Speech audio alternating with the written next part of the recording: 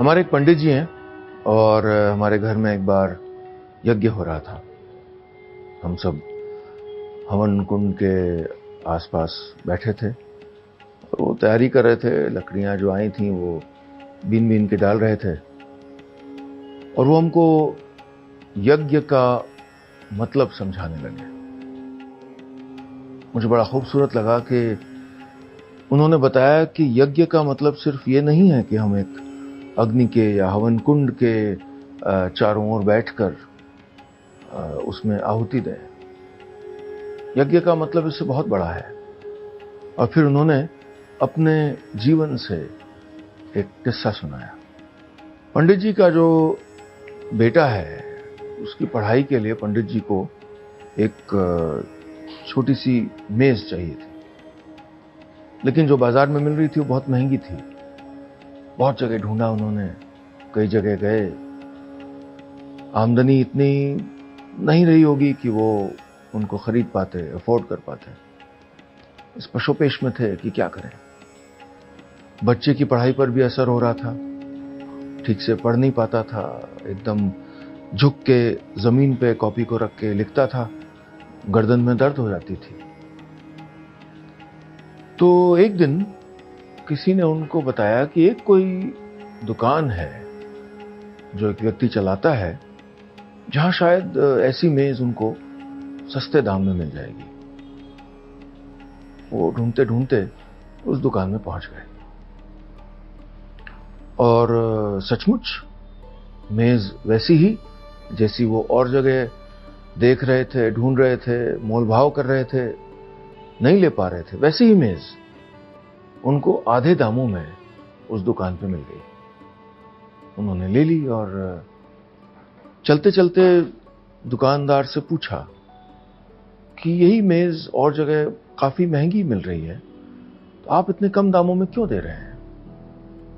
तो दुकानदार ने कहा कि मेरे पिता ने मुझको एक बात सीख की तरह बताई थी कि ये जो काम है, जो हमारे परिवार का काम है, इसमें खूब मुनाफा कमाना, लेकिन जहां पर बच्चों की पढ़ाई से जुड़ा कुछ भी बनाना, उसमें कोई मुनाफा मत लेना। वो कॉस्ट प्राइस पे देना, जितनी लागत मूल्य है उस पे देना। पंडित जी ने उस व्यक्ति से कहा और हमको ये कहानी सुनाते सुनाते हमसे कहा कि ये भी यज्ञ है, ये उस व्यक्ति का यज्ञ है। हो सकता है कि वो व्यक्ति कभी भी एक हवन कुंड के सामने ना बैठा हो सकता है कि वो व्यक्ति कभी भी मंदिर ना गया हो, लेकिन ये उसकी आस्था है, ये उसका यज्ञ है। इसी तरह आप और हम अपनी अपनी आस्था अपने मन में लेके चलते हैं। हम में से बहुत से लोग अक्सर रोज मंदिर जाते हैं, टीका लगाते हैं, व्रत उपवास करते हैं। ये बहुत अच्छी बात है, अपनी परंपराओं का निर्वहन करते हैं। लेकिन बहुत से लोग हैं जो उतनी रेगुलरली मंदिर नहीं जाते। मेरे जैसे लोग जो मंदिर के सामने से गुजरते हैं तो हाथ जोड़ लेते हैं, लेकिन लगातार नहीं जाते, एक नियमित रूप से नहीं जाते, उनकी दिनचर्या का या उनके एक रूटीन का हिस्सा नहीं है। मंदिर जाते हैं तो विनय पूर्वक झुक के अपने छोटेपन और एक ईश्वर के बड़े होने के एहसास के सामने समर्पित हो जाते हैं। लेकिन जब जाते हैं, और कुछ लोग शायद ऐसे भी हों जो मंदिर नहीं जाते, हो सकता है वो व्रत उपवास पूजा अर्चना कुछ नहीं करते हों, लेकिन वो अपने अपने यज्ञ करते हैं अपने जीवन में। वो उनकी आस्था है। भारत की परंपराओं में, चाहे वो किसी भी धर्म की हो, किसी भी संप्रदाय की हो, अलग अलग सोच की जगह है। आस्था को अलग अलग तरह से करने की जगह है। ये है आपका हमारा आस्था कनेक्शन। गांव कनेक्शन ने ये कोशिश शुरू की है इस YouTube चैनल के माध्यम से, ताकि आपको और हमको अपनी आस्था, अपनी जड़ों, अपनी रीतियों, अपनी परंपराओं की ओर ले जाए। इनमें से बहुत सी परंपराएं हमारी मेंटल वेलबीइंग, हमारे मन की शांति से जुड़ी हुई हैं। बहुत सी परंपराएं हमारे स्वास्थ्य से जुड़ी हुई हैं।